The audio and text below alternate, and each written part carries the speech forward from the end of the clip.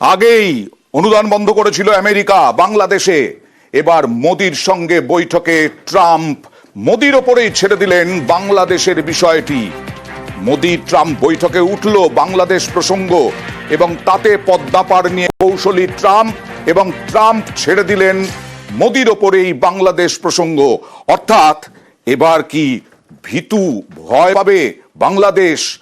যথেষ্ট যেভাবে ভারত বিদ্বেষ ছড়াচ্ছিল মৈত্রী, সেইখান থেকে কি সরবে বাংলাদেশ?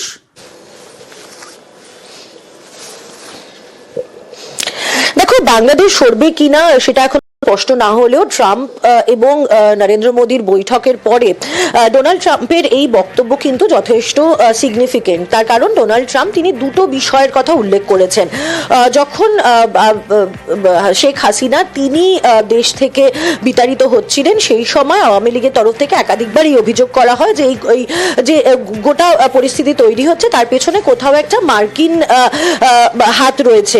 সেই সম্ভাবনাও কিন্তু ডোনাল্ড ট্রাম্পের তরফ থেকে উড়িয়ে দেওয়া হয়। তিনি পরিষ্কার বলে দেন যে বাংলাদেশ ইউএস এর ডিপ স্টেট পরিস্থিতি নেই। ডিপ স্টেট পরিস্থিতি কাকে বলা হয়? সাধারণত কূটনৈতিক ভাষায় যদি কোনো দেশ অপর কোনো দেশের মধ্যে তাদের নিজের নেটওয়ার্ক বিস্তার করে সেখানকার রাজনৈতিক এবং প্রশাসনিক বিষয় আশয় তারা নিয়ন্ত্রণ করেন, তখন সেটিকে ডিপ স্টেট পরিস্থিতি বলা হয়। অর্থাৎ একদিকে আমেরিকান এই মুহূর্তে ডিপ স্টেট পরিস্থিতি নেই বাংলাদেশে, এবং এর আগে আমরা দেখেছি যখন আগের বারে ট্রাম্প প্রশাসন ছিল তখন ট্রাম্প সরকার ভারতের লেন্স দিয়ে কিন্তু বাংলাদেশকে দেখতো, এবং আজকের ট্রাম্পের যে বক্তব্য সেই বক্তব্য কিন্তু কিছুটা সেদিকেই ইঙ্গিত দিচ্ছে যে আবারও বাংলাদেশের বিষয়ে ভারতের উপর ভরসা রাখছে। আমি আসবো তোমার কাছে। কেন আমরা বলছি, কি বললেন ডোনাল্ড ট্রাম্প দেখাই, তাতেই বুঝবেন আপনারা। There was no role for our deep state. It was this is something that the Prime Minister has been working on for a long time and has been worked on for hundreds of years, frankly. I've been reading about it. But I will leave Bangladesh to the Prime Minister. আর এতেই কি ভয় পেয়ে গেলেন ইউনুস? ইউনুস কথা বললেন কার সাথে? ট্রাম্পের সব থেকে ঘনিষ্ঠ এই মুহূর্তে ইলন মাস্কের সঙ্গে। কেন কথা বললেন হঠাৎ? কি কথা বললেন? কি নিয়ে কথা বললেন? মৈত্রীর কাছ থেকে জানবো।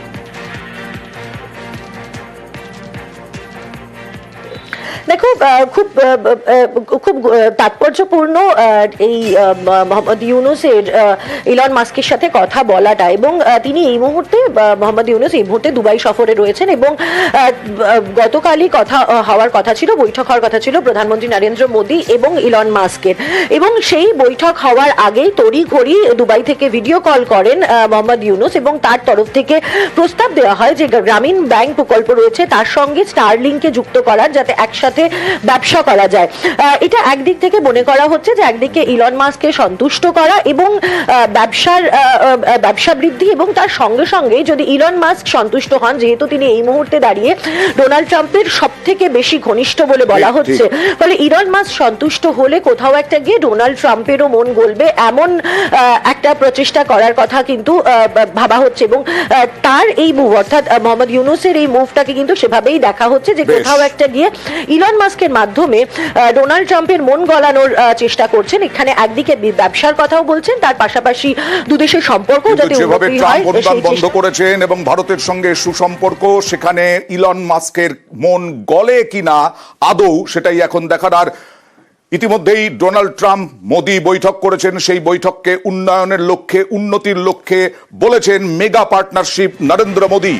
বৈঠকের পর দাবি মোদির, গতকাল ওয়াশিংটনে হোয়াইট হাউসে দুই রাষ্ট্রনেতার বৈঠক। মার্কিন মুলুকে ট্রাম্পের দ্বিতীয় ইনিংসে প্রথমবার মোদির সঙ্গে এই বৈঠক। সরাসরি আবার চলে যাব মৈত্রীর সঙ্গে। কি মেগা পার্টনারশিপে কি হলো?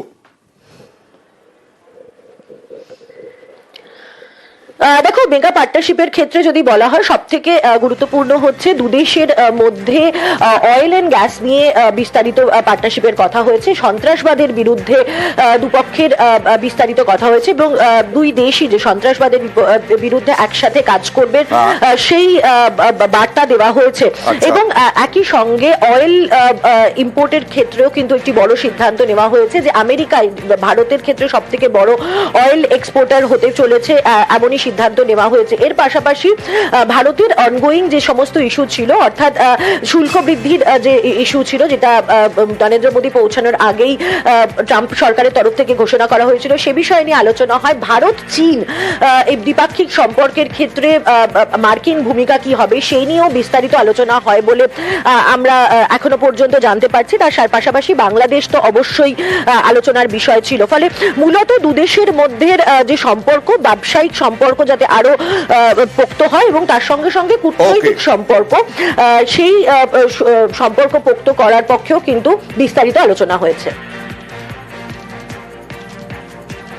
आपके भव्य विजय के लिए न सिर्फ मेरी तरफ से 140 करोड़ भारतवासियों की तरफ से आपको मैं बहुत बहुत बधाई देता हूं। हम फिर एक बार साथ मिलकर के आगे बढ़ेंगे। हम दोनों का मिलने का मतलब 1+1 2 नहीं, 1 और 1 11 होता है, और ये 11 की शक्ति, वो ताकत विश्व के कल्याण के भी काम आएगी। प्रगति की राह पर नई ऊंचाइयों को छूने के लिए चल पड़ेंगे। Great honor to have Prime Minister Modi of India. He is a great friend of mine for a long time. We've had a wonderful relationship, and we kept the relationship during the 4-year period. We just started up again, and we have, I think, some very big things to talk about. Number one is they're going to be purchasing a lot of our oil and gas. We have more oil and gas than any other country in the world by far, and they need it, and we have it. And we're going to talk about trade. We're going to talk about many things, but it's really an honor to see you, and you've been my friend for a long time, and congratulations on having done a great job. Thank you. মার্কিন supreme কোর্টের পর এবার সায় প্রেসিডেন্টেরও। দ্রুতই ভারতে প্রত্যর্পণ 26/11 মূল চক্রী তাহাউর রানাকে। মুম্বাই হামলায় অভিযুক্ত হেডলির সাগরেদকে হাতে পাওয়া এখন শুধুই সময়ের অপেক্ষা। 1.5 দশকের দাবি পূরণে ডোনাল্ডকে ধন্যবাদ প্রধানমন্ত্রীর।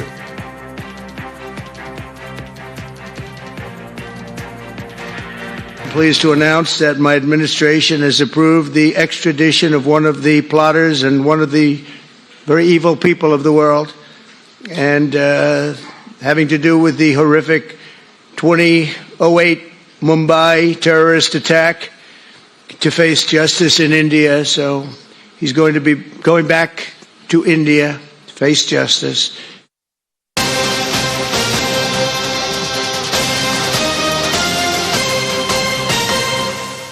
মোহন ভাগবত এখন বঙ্গ সফরে, কিন্তু আরএসএস প্রধানের এই মুহূর্তে বর্ধমানে যে সভা করার কথা, সেই সভায় সমস্যা ছিল মাইক।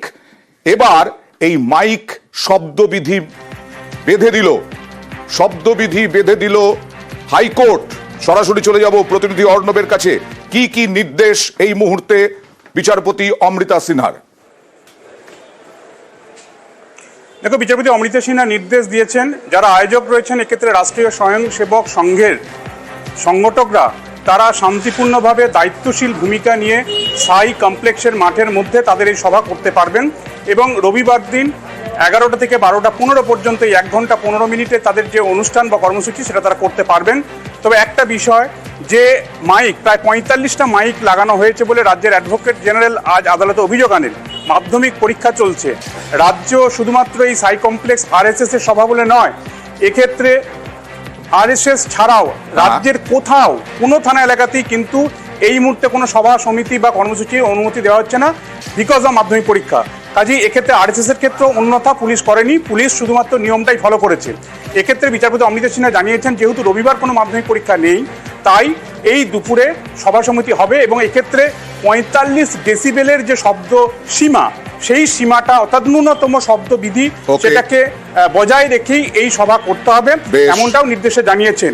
সব দিক থেকে আমাদের রাজ্যে সাম্প্রতিক সময়ে 2017 সালের একটা পুনরাবৃত্তি হলো আরএসএস এর সরসংঘ চালক মোহন ভাগবতের সভাকে ঘিরে। 2017 সালে কলকাতা হাইকোর্টে বিচারপতি জয়মাল্য বাগচির বেঞ্চ নির্দেশ দিয়েছিল তাদের সভা সমিতি করার, ব্রিগেড ময়দানে প্রথমবারের জন্য যেটা করেছিল।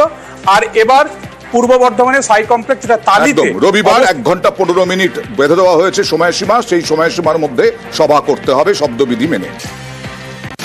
নির্দেশ এইটাই হলো যে ইভেন্টটা হবে সেখানে সাউন্ড বক্সের মাধ্যমে করা যেতে পারে। এটা আমাদের কথা ছিল যে আমরা আমাদের ওইখানে যেখানে ইভেন্টটা হচ্ছে ওইখানে আশেপাশে কোনো স্কুল নেই, সুতরাং আমরা সেই অর্ডারের আওতার ভেতরে পড়ি না। আমাদের ওইখানে কোনো বাধা নেই।